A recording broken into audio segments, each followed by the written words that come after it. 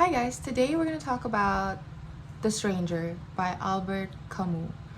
Camus has been a favorite of mine recently. I read 3 books of his already, and The Stranger is probably, it ranks after The Myth of Sisyphus, I think, for now.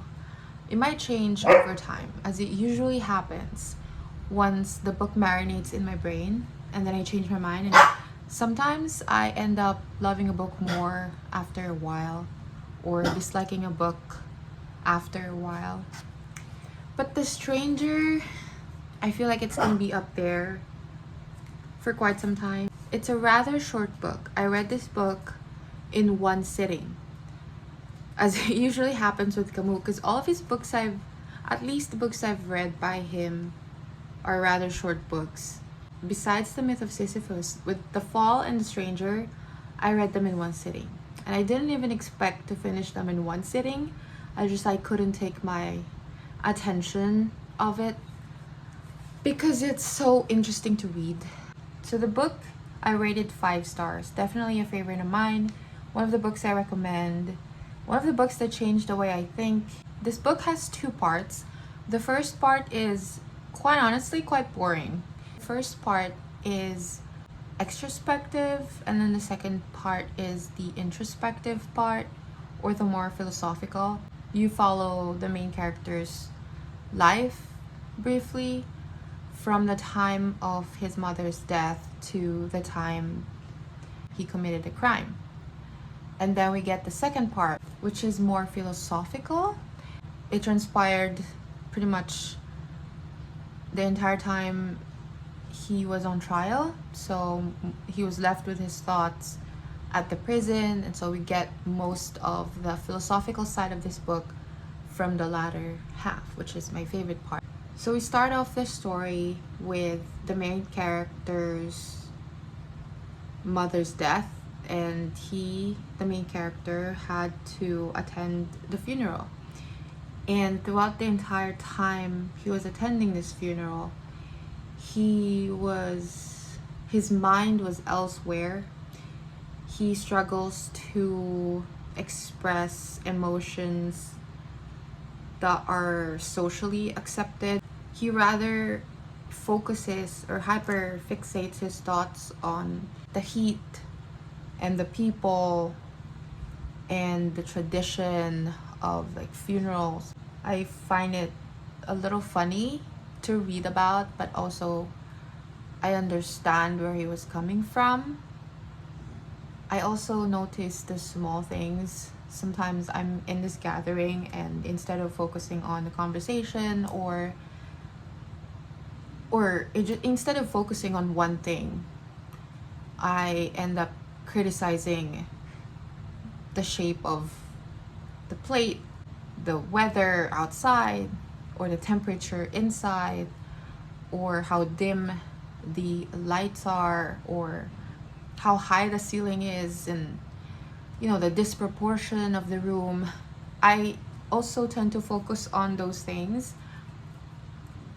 However, I think the main difference between us is I can fake looking normal, or I can fake seeming normal, or I can play the role of a normal person.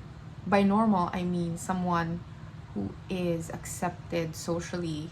And so sometimes it gets really tiring to be out and about, meeting people, socializing with people, because I mostly fake it. I'd rather be in the company of myself. I could relate to the main character in that aspect. In the second part, so we get the introspective part where he shot a man with no apparent reason. People nowadays struggle with nothing, the concept of nothing. Like, what are you doing? Nothing. What do you want to do? Nothing. Being the concept of boring, or the concept of lazy, not doing anything, or unproductive, are sort of put in this one category where it's now seen as something negative. They make you think that there's something wrong about yourself, or there's something wrong with you, and it puts us in this unnecessary sort of mindset where we have to constantly move, otherwise we're being bad people.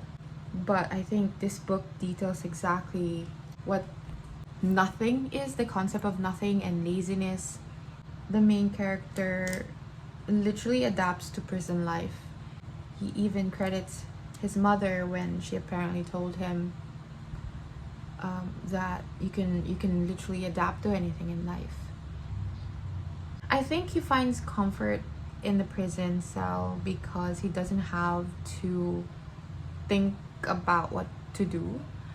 I feel like because when you're free, or when you're obligated by society to be productive, you spend each day psychoanalyzing that or making it look normal, like your schedule to look normal. But once he got in prison, the fact that he doesn't have to do anything, he found comfort in that. Another thing that I wanted to point out is not only this talks about the concept of laziness or dealing with the absurd, as how Camus would point it, the meaningless of life, but it also talks about society.